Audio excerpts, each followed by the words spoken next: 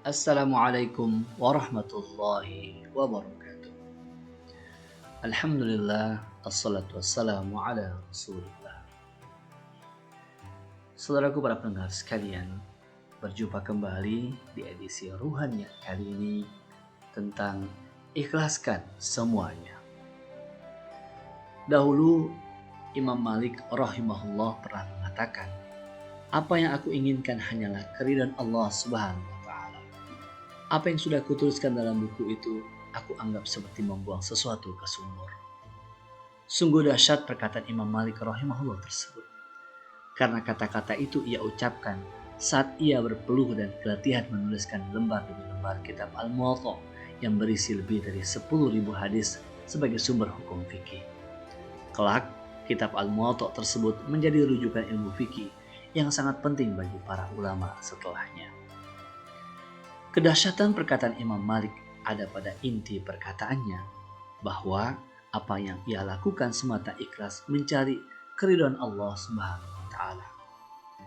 Imam As-Suyuti meriwayatkan suatu ketika Imam Malik pernah ditanya, "Untuk apa engkau menuliskan kitab itu?" Imam Malik rahimahullah menjawab, "Sesungguhnya sesuatu yang dikerjakan untuk Allah itu akan abadi." Matrab bin Abdullah An-Nisaburi, sahabat Imam Malik, pernah bercerita bahwa Imam Malik pernah bertanya padanya, "Apa komentar orang tentang Muwatta yang kutulis?" Dijawab, mereka ada yang menyukai dan ada yang membencinya. Imam Malik lalu mengatakan, "Jika engkau diberikan usia panjang, engkau akan melihat apa yang dikehendaki Allah dari kitab itu." Saudaraku para pendengar sekalian, selama berpuluh bahkan beratus tahun setelah itu, kitab Muwatta Imam Malik dikagumi banyak ulama.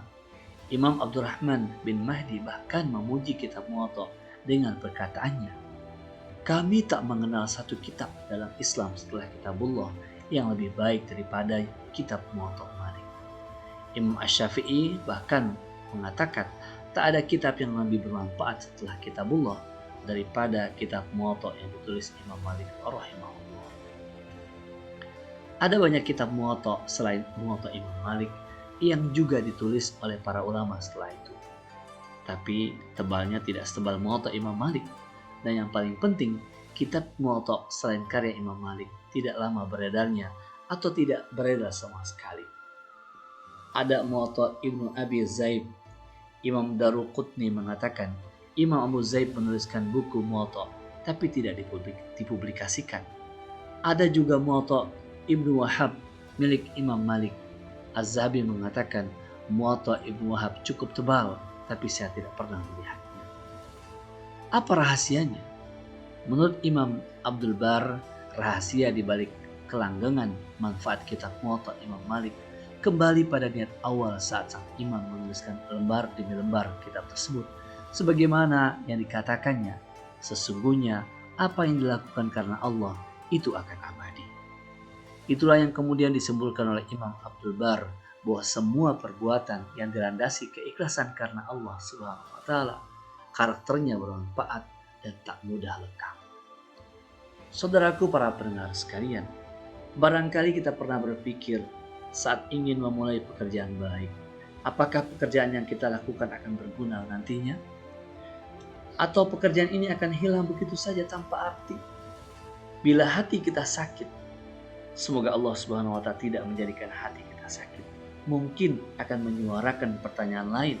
Bagaimana reaksi orang lain yang melihat kebaikan yang kita kerjakan? Apa yang dilakukan Imam Malik rahimahullah saat menulis Al-Muwatta menjadi pelajaran besar tentang rahasia yang terjadi dalam korelasi antara hasil sesuatu pekerjaan, manfaat dan eksistensi kebaikan yang dilakukan. Amal apapun yang kita inginkan besar manfaatnya dan lama eksistensinya, seiring sejalan dengan bobot keikhlasan pelakunya. Allah Subhanahu wa taala berfirman, "Adapun buih maka ia akan segera hilang, sedangkan sesuatu yang bermanfaat bagi manusia itu akan tetap di muka bumi." Surat Ar-Ra'd ayat 17. Al-Jahiz mengatakan, "Perhatikanlah wahai para penulis, jika engkau melakukannya tanpa keikhlasan, tulisanmu akan menjadi seperti buih yang hilang, seperti tumbuhan di musim buah yang akan terbakar oleh angin musim panas. Seperti apa yang dilakukan oleh Al-Imam Al-Bukhari ketika meletakkan bab tentang niat di awal kitab sahihnya. Penempatan bab tersebut antara lain agar semua orang yang membacanya tahu bahwa kitab itu sendiri ditulis dengan niat karena Allah Subhanahu wa taala. Juga agar siapapun yang membacanya juga mengetahui bahwa pertama kali yang harus diingatkan saat membaca kitab itu adalah mengikhlaskan niat karena Allah Subhanahu wa taala. Hal yang sama juga diikuti oleh Imam An-Nawawi saat menyusun hadis dalam kitab Riyadhus Shalihin.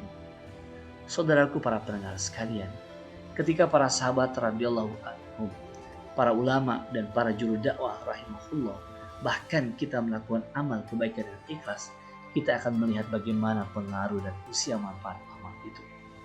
Banyak kitab dan peninggalan bersejarah yang ditinggalkan para ulama yang ikhlas, yang tetap terkenang dan berlanjut kegunaannya sampai sekarang.